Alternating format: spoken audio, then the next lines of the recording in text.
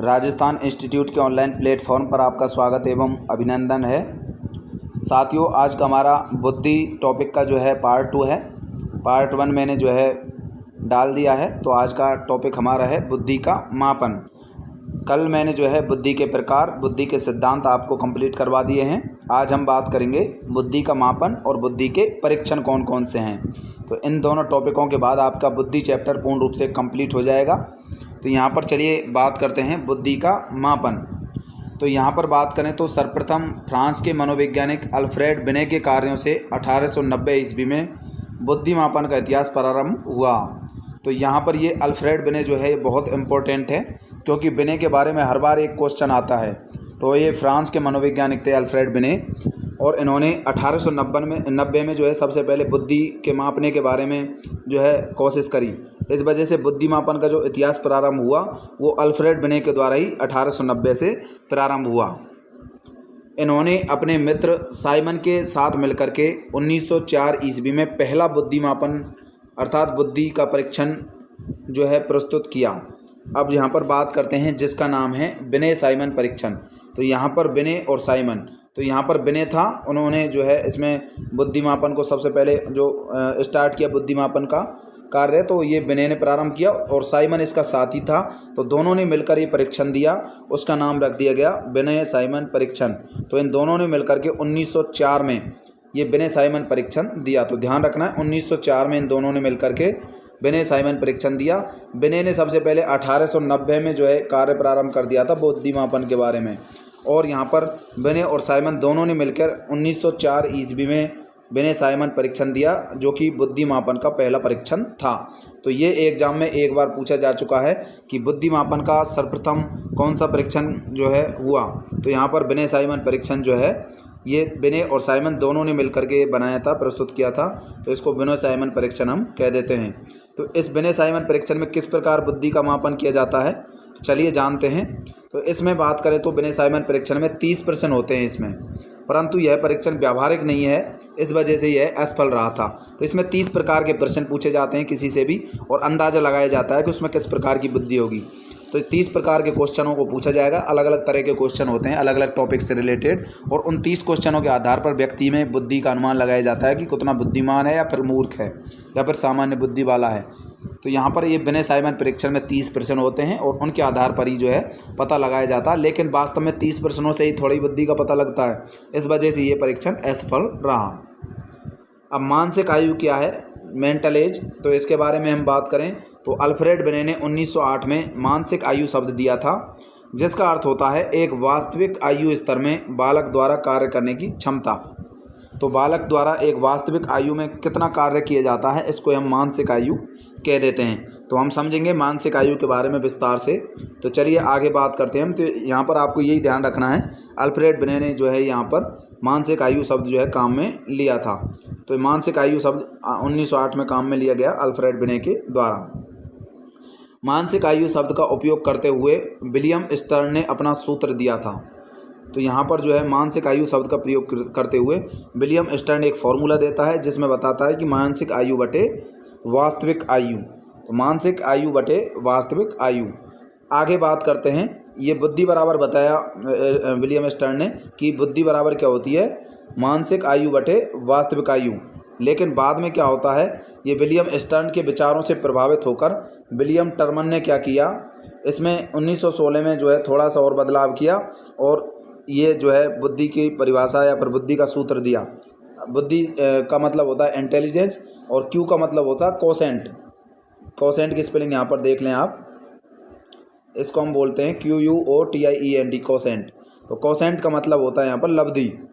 तो बुद्धि लब्धि IQ बोलते हैं इसको हम। तो ये मानसिक आयु मतलब मेंटल एज MA बटे वास्तविक आयु को बोलते हैं हम क्रॉनिकल एज। तो यहाँ पर वास्तविक आयु का मतलब CA, क्रॉनिकल एज, × 100। तो ये था बुद्धि का सूत्र, किसके अनुसार, टर्मन के अनुसार। तो यहाँ पर विलियम स्टर्न ने तो बताया था केवल मानसिक आयु बटे वास्तविक आयु होता है बुद्धि लब्धि, लेकिन यहाँ पर विलियम टर्मन ने थोड़ा सा और बदलाव किया, मानसिक आयु में वास्तविक आयु का भाग देकर 100 का मल्टीप्लाई और कर दिया, और ये बुद्धि लब्धि का फॉर्मूला जो है टर्मन के द्वारा दिया गया। अब टर्मन के फॉर्मूले से हम बुद्धि लब्धि का पता लगाएंगे। आईक्यू कितनी होती है किस व्यक्ति में, पहले उसकी मानसिक आयु लिखेंगे, फिर रियल एज कितनी है वो लिखेंगे। तो उस हिसाब से जैसे कोई बच्चा मान लो वैसे तो 8 साल का है, वास्तविक आयु तो उसकी 8 साल है, लेकिन वो जो है इतनी ज़्यादा उसमें बुद्धि है कि वो छोटा सा भी बड़े व्यक्तियों के बराबर जो काम कर लेता है, या फिर उनसे भी ज़्यादा होशियार है, बड़ी बड़ी किताबों को पढ़ लेता है। जैसे मान लो कोई 10 साल का बालक सामान्य रूप से जो 18 साल के बालक है उनके बराबर बुद्धि का है, तो इसमें क्या करेंगे हम, तो उसकी जो वास्तविक आयु है वो तो है 10 साल, और मानसिक आयु हो गई उसकी 18 साल के बच्चों के बराबर, तो 18/10 × 100 करेंगे। इस प्रकार हम आईक्यू निकालेंगे। तो यहाँ पर आप समझ गए होंगे कैसे आईक्यू निकालनी हमको, और आगे मैं आपको सारणी के माध्यम से समझाऊंगा किस प्रकार जो है आपको क्वेश्चन सॉल्व करने, क्योंकि आईक्यू के बारे में हर बार एक क्वेश्चन पूछा जाता है। तो विलियम टर्मन ने 1916 में जो है इस सूत्र का उपयोग करते हुए कई लोगों के परीक्षण के बाद बुद्धि लब्धि सारणी प्रस्तुत की। तो 1916 में इसने इस सूत्र का प्रयोग किया विलियम टर्मन ने कि बुद्धि लब्धि बराबर आईक्यू बराबर मानसिक आयु बटे वास्तविक आयु × 100। तो विलियम टर्मन ने 1916 में इस सूत्र का उपयोग किया और उपयोग करते हुए एक जो है सारणी तैयार करी।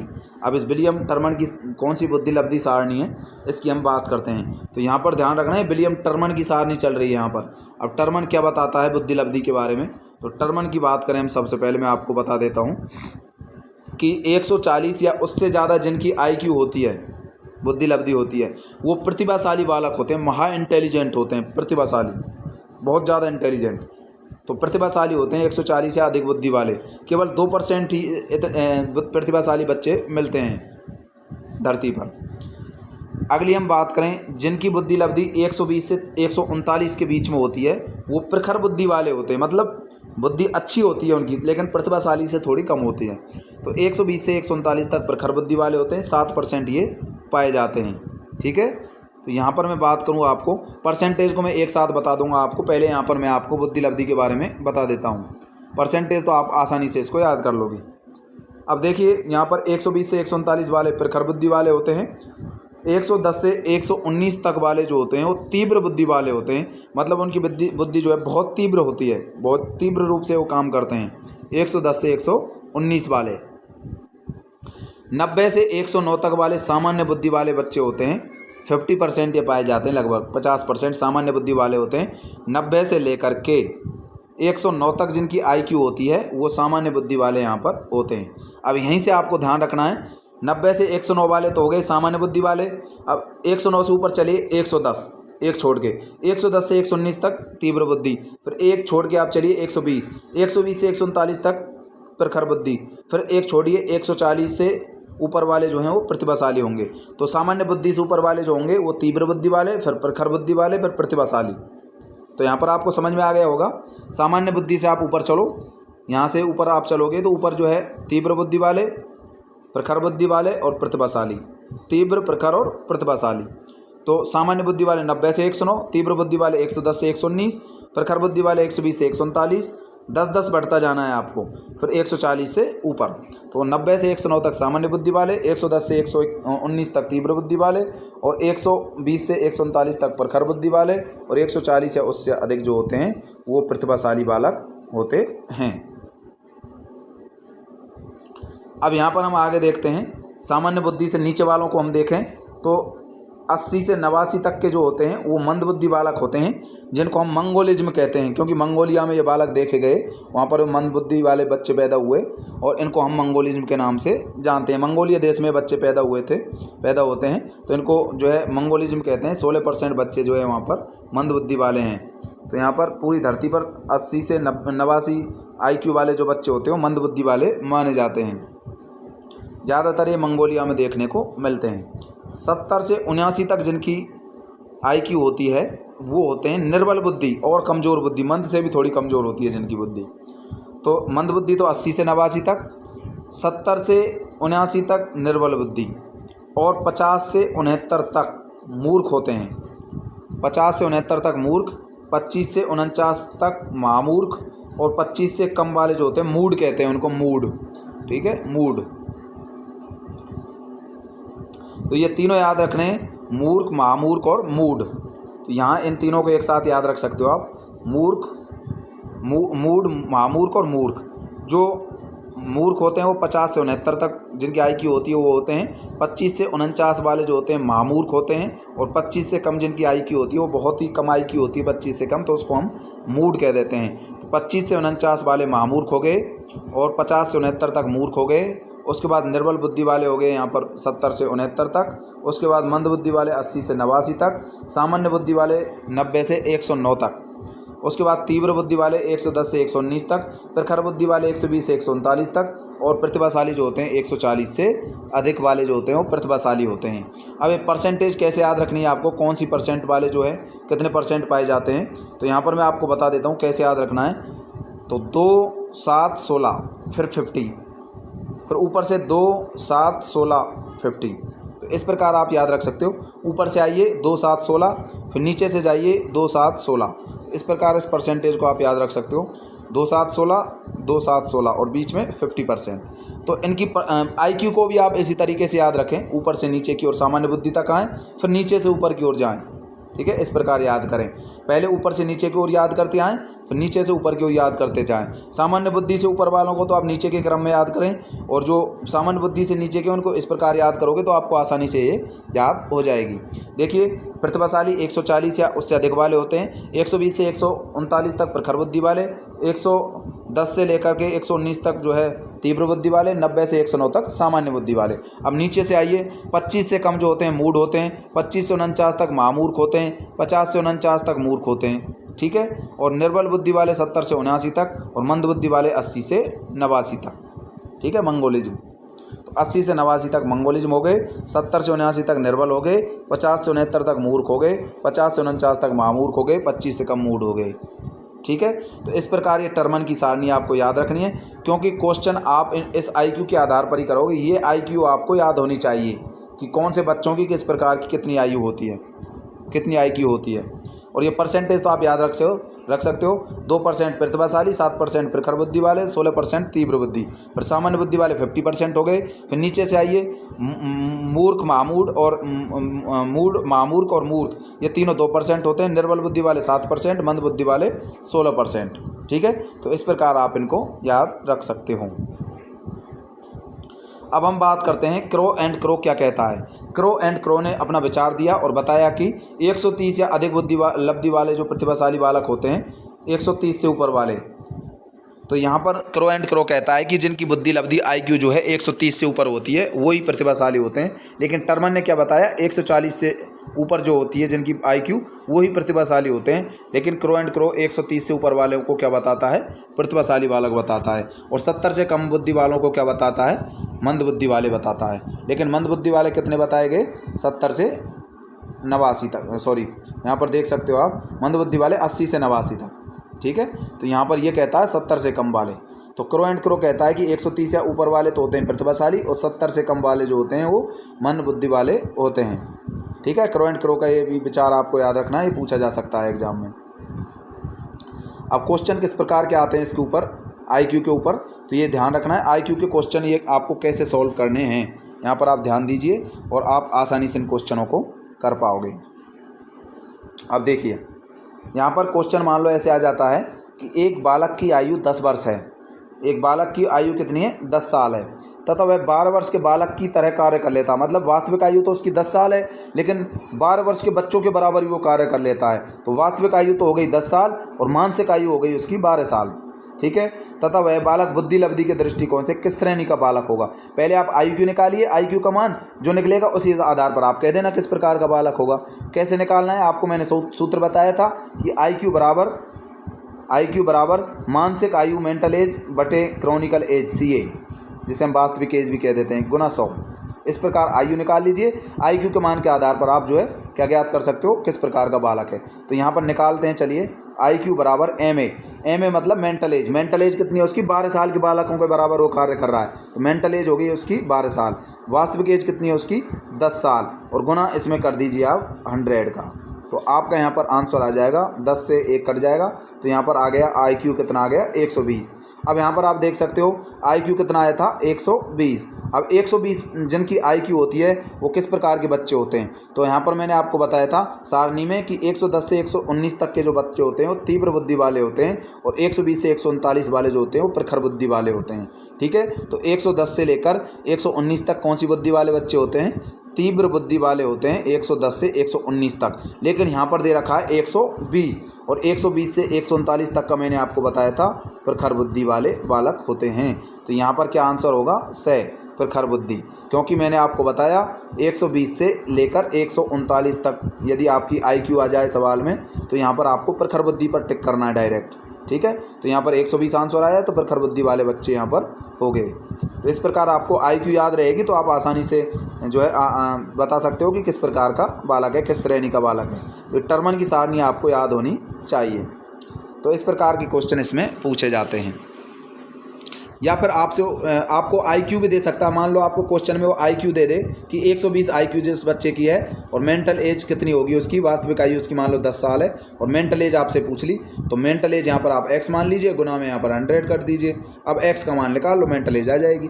तो किसी भी प्रकार से आपसे वो पूछे क्वेश्चन तो इसी प्रकार से आप इसको सॉल्व कर सकते हो। अब देखिए ध्यान रखने योग्य बात है क्या है इसमें कि मंदबुद्धि बालकों की बुद्धि लब्धि 80 से 89 होती है, उनको पिछले बालकों की बुद्धि लब्धि मानते हैं। मतलब जो मंदबुद्धि वाले बालक थे उन बालकों की बुद्धि लब्धि को ही पिछले बालकों की बुद्धि लब्धि मानते हैं। तो मंदबुद्धि वालों को हम पिछले बुद्धि वाले भी कह सकते हैं, पिछड़े बालक भी कह सकते हैं। जिनकी मंदबुद्धि होती है उनको हम पिछड़े बालक के नाम से जानते हैं। 80 से 89 इनकी बुद्धि लब्धि या IQ का मान होता है। सृजनशील बालक जो होते हैं उनकी बुद्धि लब्धि 110 मानी जाती है, ये आपको ध्यान रखना है। सृजनशील बालक जो होते हैं, आपको सृजनशील बालक पूछ ले तो 110 जिसकी बुद्धि लब्धि आ जाती है वो सृजनशील बालक माने जाते हैं। मंदबुद्धि बालकों को ही हम क्या कह देते हैं? मंगोलिज्म बालकों की संज्ञा कई बार दे देते हैं। तो मंदबुद्धि वाले बालक जो थे जिनकी बुद्धि लब्धि 80 से 89 थी उनको ही हम मंगोलिज्म कह देते हैं, ठीक है। तो ये भी आपको बात ध्यान रखनी है। कई बार वो एग्जाम में मंगोलिज्म शब्द दे देता है तो आपको मंदबुद्धि बालक के बालकों से तुलना करके ध्यान रखना है। तो मंदबुद्धि बालकों की बुद्धि लब्धि 80 से 89, सृजनशील बालकों की 110 और मंदबुद्धि बालकों को हम मंगोलिज्म बालक कहते हैं। तो ये आपके जो है यहाँ पर बुद्धि के मापन का जो मैंने आपको बताया तरीका, किस प्रकार विलियम टर्मन की सारणी याद रखनी है। स्टर्न के फॉर्मूले को ही थोड़ा चेंज किया था विलियम टर्मन ने। स्टर्न ने तो कहा था मानसिक आयु बटे वास्तविक आयु, जबकि विलियम टर्मन ने जो है मानसिक आयु बटे वास्तविक आयु इंटू 100 का भी मल्टीप्लाई किया था। इस प्रकार IQ का पता लगाया। IQ के आधार पर हम बता सकते हैं किस प्रकार की बुद्धि का बालक है। अब हम बुद्धि के परीक्षणों के बारे में बात करेंगे। बुद्धि के परीक्षणों में से भी क्वेश्चन आने के चांस रहते हैं। लास्ट ईयर जो है 2nd ग्रेड में भी इसके बारे में एक क्वेश्चन पूछा गया था, ठीक है। तो चलिए यहाँ पर देखते हैं। विनय साइमन परीक्षण जो है लास्ट ईयर एग्जाम में पूछा जा चुका है 2nd ग्रेड में, ठीक है। तो ये आपको याद रखना है। तो बुद्धि परीक्षणों का इतिहास बहुत प्राचीन है, बहुत पुराना इतिहास चला आ रहा है बुद्धि के परीक्षणों का, कि बहुत पुराने समय से लोग बुद्धि का अनुमान लगाते हैं कौन इंटेलिजेंट है कौन कैसा है, ठीक है। तो बुद्धि परीक्षणों का इतिहास जो है बहुत ही प्राचीन है, परंतु मनोवैज्ञानिक तरीके से बुद्धि परीक्षणों की शुरुआत 19वीं सदी से मानी जाती है। मतलब सामान्यतः तो गांवों में लोग बुद्धि का अनुमान अपने हिसाब से लगा लेते हैं, लेकिन मनोवैज्ञानिक तरीके से जो बुद्धि का पता लगाया गया 19वीं सदी में पता लगाया गया, क्योंकि टर्मन ने सारणी दी थी अपनी। तो इस प्रकार 19वीं सदी में जो है बुद्धि परीक्षणों की शुरुआत मानी जाती है। अब देखिए परीक्षणों के प्रकारों की मैं बात करूं यहाँ पर, तो 2 प्रकार के परीक्षण हो सकते हैं। एक तो व्यक्तिगत परीक्षण, एक हो सकते हैं यहाँ पर सामूहिक परीक्षण। व्यक्तिगत और सामूहिक। व्यक्तिगत 2 प्रकार का होगा, शाब्दिक और अशाब्दिक, और सामूहिक भी 2 प्रकार का होगा, शाब्दिक और अशाब्दिक। तो यही बात आपको ध्यान रखनी है। व्यक्तिगत परीक्षण सामूहिक और शाब्दिक होगा, शाब्दिक और अशाब्दिक होगा, और सामूहिक परीक्षण ये भी शाब्दिक और अशाब्दिक होगा। अब किस प्रकार हम इन परीक्षणों को जानेंगे, व्यक्तिगत और सामूहिक परीक्षण। तो सबसे पहले हम स्टार्ट करते हैं व्यक्तिगत परीक्षण को। तो यहाँ पर बुद्धि के परीक्षणों की बात चल रही है। 2 प्रकार के बुद्धि के परीक्षण होते हैं, व्यक्तिगत परीक्षण, सामूहिक परीक्षण। व्यक्तिगत जो परीक्षण होता है, एक व्यक्ति का परीक्षण एक बार में संभव होता है तो वह व्यक्तिगत परीक्षण कहलाता है। मतलब एक व्यक्ति का परीक्षण हम एक बार में कर लेते हैं तो उसे हम व्यक्तिगत परीक्षण कहते हैं। ये 2 प्रकार का बताया मैंने आपको, शाब्दिक और अशाब्दिक। तो शाब्दिक जो होता है वो शिक्षित व्यक्तियों के लिए किया जाता है, अशाब्दिक जो होता है वो अशिक्षित व्यक्तियों का परीक्षण माना जाता है। मतलब जो पढ़े लिखे होते हैं उनके लिए शाब्दिक परीक्षण करते हैं बुद्धि का, और अशाब्दिक जो निरक्षर होते हैं, जो पढ़े लिखे नहीं हैं, उनके लिए अशाब्दिक परीक्षण किया जाता है। तो 2 प्रकार के यहाँ पर परीक्षण हो गए बुद्धि के, व्यक्तिगत परीक्षण और सामूहिक परीक्षण। व्यक्तिगत में मैंने 2 टाइप पढ़े, शाब्दिक और अशाब्दिक। अब सामूहिक परीक्षण की मैं बात करूं तो यह परीक्षण एक से अधिक व्यक्तियों का सामूहिक रूप से परीक्षण जब होता है तो उसे हम सामूहिक परीक्षण कहते हैं। व्यक्तिगत परीक्षण में केवल एक व्यक्ति का परीक्षण किया जा रहा था, जबकि सामूहिक परीक्षण में एक से ज़्यादा व्यक्तियों का सामूहिक रूप से परीक्षण किया जाता है। उनको ग्रुप में बैठा लेते हैं फिर उनका परीक्षण करते हैं। तो सामूहिक परीक्षण भी दो प्रकार का होता है, शाब्दिक अशाब्दिक। शाब्दिक जो सामूहिक परीक्षण होता है वो शिक्षित व्यक्तियों का होता है, जबकि अशाब्दिक जो सामूहिक परीक्षण होता है वो अशिक्षित व्यक्तियों का होता है। अब बुद्धि परीक्षणों में मैं बात करता हूँ। सबसे पहले विनय साइमन परीक्षण। तो बुद्धि के मैंने यहाँ पर आपको प्रकार बता दिए। दो प्रकार के बुद्धि परीक्षणों के प्रकार होते हैं, व्यक्तिगत और सामूहिक। अब प्रमुख जो बुद्धि परीक्षण है यहाँ पर सबसे पहले मैं बात करता हूँ विनय साइमन परीक्षण की। ठीक है, तो विनय साइमन परीक्षण जो है यह परीक्षण विनय और साइमन के द्वारा दिया गया था और यह वाचिक या शाब्दिक परीक्षण माना जाता है। वाचिक का मतलब पढ़े लिखों के लिए जो काम में लिया जाता है जो परीक्षण, उसे हम वाचिक या शाब्दिक परीक्षण कहते हैं। तो विनय साइमन परीक्षण ध्यान रखना है, पढ़े लिखों का परीक्षण है। विनय और साइमन ने इसको सबसे पहले पता लगाया, ये एक बुद्धि का परीक्षण है। तो एग्जाम में कई बार दे देता है कि निम्न में से कौन सा बुद्धि का परीक्षण नहीं है, तो 4 ऑप्शन देगा जिनमें से 3 तो बुद्धि के परीक्षण होंगे, 1 नहीं होगा। या फिर ऐसे पूछेगा कि निम्न में से कौन सा बुद्धि का परीक्षण है, 3 तो अलग दे देगा और 1 बुद्धि का परीक्षण देगा, पूछ लेगा बुद्धि का परीक्षण कौन सा है। तो इस प्रकार इनके नाम भी याद रखने हैं आपको, ये बुद्धि के परीक्षण से संबंधित हैं। ठीक है, तो बुद्धि का परीक्षण जो है यहाँ पर विनय और साइमन के द्वारा दिया गया, ये एक वाचिक या शाब्दिक परीक्षण है, मतलब यहाँ पर शिक्षित व्यक्तियों का ये परीक्षण है। दूसरा अवाचिक परीक्षण, जिसे हम अशाब्दिक भी कहते हैं, जो कि अशिक्षित लोगों के लिए विशेष रूप से काम में आता है। शिक्षित लोगों के लिए भी इसको हम काम में ले सकते हैं, लेकिन मुख्यतः अशिक्षित लोगों के लिए जो है काम में आता है, तो इसको हम अवाचिक परीक्षण कह देते हैं। इसके कई प्रकार होते हैं, जैसे मनुष्य कर्षण परीक्षण, वस्तु संयोजन परीक्षण, चित्र पूर्ति परीक्षण, ब्लॉक बिल्डिंग परीक्षण। मतलब कई तरीके से परीक्षण किया जाता है। इसमें मनुष्य को आकर्षित करके, वस्तुओं को संयोजित करके, चित्रों को दिखा करके, या फिर ब्लॉक बिल्डिंग, ब्लॉक जैसी बिल्डिंग इस प्रकार बना करके, ब्लॉक बिल्डिंग बना करके इसमें परीक्षण किए जाते हैं। तो इस प्रकार आपको ध्यान रखने हैं। अवाचिक परीक्षण जो है इसमें मनुष्य कर्षण परीक्षण, वस्तु संयोजन परीक्षण, चित्रपूर्ति परीक्षण और ब्लॉक बिल्डिंग परीक्षण, ये इसके जो है कुछ मुख्य प्रकार होते हैं अवाचिक परीक्षण के। तो विनय साइमन परीक्षण बहुत इंपॉर्टेंट है। ये शाब्दिक परीक्षण है, शिक्षित लोगों का परीक्षण है, विनय और साइमन के द्वारा दिया गया ये बुद्धि का परीक्षण। तो अगला हम बात करते हैं सामूहिक बुद्धि परीक्षण, वो व्यक्तिगत बुद्धि परीक्षण से जो अभी मैंने बात करे, विनय साइमन परीक्षण और अवाचिक बुद्धि परीक्षण। अब मैं बात करता हूँ सामूहिक बुद्धि परीक्षणों में। सबसे पहले मैं अल्फा बुद्धि परीक्षण की बात करूँगा, फिर उसके बाद बीटा, फिर मैन एड्रा परीक्षण, इस प्रकार और परीक्षण जो हैं उनकी बात करूँगा। तो अल्फा बुद्धि परीक्षण जो है ये शिक्षित सैनिकों के लिए प्रथम विश्व युद्ध के समय उपयोग में लिया गया वाचिक परीक्षण माना जाता है। तो मतलब वाचिक परीक्षण उसे कहेंगे हम जो शिक्षित लोगों के लिए काम में लिया जाता है। तो अल्फा बुद्धि परीक्षण जो है जब प्रथम विश्व युद्ध हुआ था तो उस समय जो है सैनिकों की बुद्धि के मापने के लिए पता लगाया गया कि कौन सा ज़्यादा इंटेलिजेंट सैनिक है जो अच्छी तरीके से जो है युद्ध में भाग लेगा। तो इस प्रकार शिक्षित सैनिकों के लिए जो है प्रथम विश्व युद्ध के समय जो परीक्षण काम में लिया गया उसे बोला गया अल्फा बुद्धि परीक्षण, जो कि एक शिक्षित लोगों का परीक्षण है, इस वजह से इसको वाचिक परीक्षण हम कह देते हैं। दूसरा परीक्षण का प्रकार है बीटा बुद्धि परीक्षण। ये सामूहिक बुद्धि परीक्षण क्यों कहते हैं, क्योंकि समूह में सैनिक बहुत सारे सैनिकों का किए गए थे एक साथ। इस प्रकार बीटा परीक्षण भी अशिक्षित व्यक्तियों का था। ये भी प्रथम विश्व युद्ध में जो है अशिक्षित व्यक्तियों में भी पता लगाया गया कि कौन सा अच्छा जो है टैलेंटेड है अशिक्षितों में से भी। तो अशिक्षित जैसे मान लो ABCD ये अशिक्षित हैं, तो इनमें से भी पता लगाइए कि भाई इनमें से भी अच्छा कौन सा इंटेलिजेंट है। तो C मान लीजिए इंटेलिजेंट है इनमें से, तो इस प्रकार पता लगाया गया बीटा बुद्धि परीक्षण के द्वारा। तो ये भी जो है एक सामूहिक परीक्षण है। अगला इसमें परीक्षण जो है उसकी मैं बात करता हूँ। अल्फा परीक्षण तो शिक्षित लोगों को था जो कि प्रथम विश्व युद्ध में काम में लिया गया, और जो अशिक्षित लोगों को था वो बीटा बुद्धि परीक्षण था। तीसरा इस पर प्रकार है यहाँ पर मैन एड्रा परीक्षण। मैन एड्रा परीक्षण गुड एनअप के द्वारा इसको शुरू किया गया। मैन एड्रा परीक्षण जो है गुड एनअप के द्वारा इसको दिया गया था, और इस परीक्षण में पागल या मानसिक रोगी व्यक्तियों का परीक्षण किया जाता है। जो पागल या फिर मानसिक रूप से किसी बीमारी से पीड़ित थे तो उन व्यक्तियों के लिए इस परीक्षण को जो है गुड एनअप के द्वारा दिया गया था। मैन एड्रा परीक्षण इसको कहा गया। तो गुड एनअप के द्वारा मैन एड्रा परीक्षण दिया गया। पागल या मानसिक रोगी व्यक्तियों के लिए मैन एड्रा परीक्षण दिया गया, जो कि एक सामूहिक परीक्षण माना जाता है। तो ये हो गए आपके सामूहिक परीक्षण। तो 3 मैंने आपको सामूहिक परीक्षण बताए यहाँ पर। एक तो यहाँ पर अल्फा परीक्षण, बीटा परीक्षण, मैन एड्रा परीक्षण। अल्फा परीक्षण शिक्षित परीक्षण था, शिक्षित लोगों का, और बीटा जो था अशिक्षितों का था, और यहाँ पर तीसरा मैंने आपको बताया है यहाँ पर मैन एड्रा परीक्षण जो पागल या मानसिक रोगियों का था। जबकि व्यक्तिगत जो परीक्षण था मैंने उसमें आपको 2 प्रकार बताए, विनय साइमन परीक्षण और अवाचिक परीक्षण। ठीक है, तो उसके बाद मैं बात करता हूँ यहाँ पर रेबिन मैट्रिक्स परीक्षण की। रेबिन मैट्रिक्स परीक्षण, तो इसको प्रोफेसर रेबिन के द्वारा दिया गया था, तो इस वजह से इसको रेबिन मैट्रिक्स परीक्षण कहते हैं। इसके भी 3 प्रकार होते हैं। रेबिन मैट्रिक्स परीक्षण में भी 3 तरह से होता है ये। एक तो स्टैंडर्ड प्रोग्रेसिव मैट्रिक्स, जो कि सामान्य जो बालक होते हैं उनकी जो बुद्धि का मापन किया जाता है। स्टैंडर्ड प्रोग्रेसिव मैट्रिक्स परीक्षण जो है इससे पता लगा लिया जाता है कि सामान्य बुद्धि वाले बच्चे कौन से हैं, इसको बोलते हैं हम स्टैंडर्ड प्रोग्रेसिव मैट्रिक्स। दूसरा यहाँ पर मैं बात करूं तो रंगीन प्रोग्रेसिव मैट्रिक्स जो है वो मंदबुद्धि बालकों के लिए काम में लिया गया, तो इससे मंदबुद्धि बालकों को पता लगाया गया रंगीन प्रोग्रेसिव मैट्रिक्स।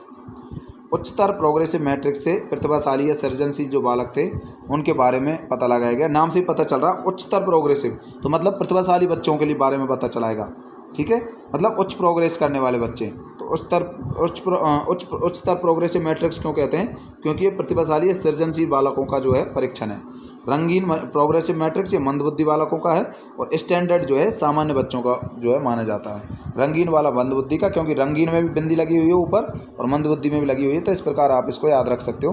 तो रंगीन मंदबुद्धि, तो ये रेबिन मैट्रिक्स परीक्षण है प्रोफेसर रेबिन के द्वारा दिए गए। स्टैंडर्ड प्रोग्रेसिव मैट्रिक्स सामान्य बच्चों के लिए, रंगीन प्रोग्रेसिव मैट्रिक्स मंदबुद्धि बालकों के लिए, उच्चतर प्रोग्रेसिव मैट्रिक्स प्रतिभाशाली या सृजनशील बालकों के लिए काम में लिया जाता है।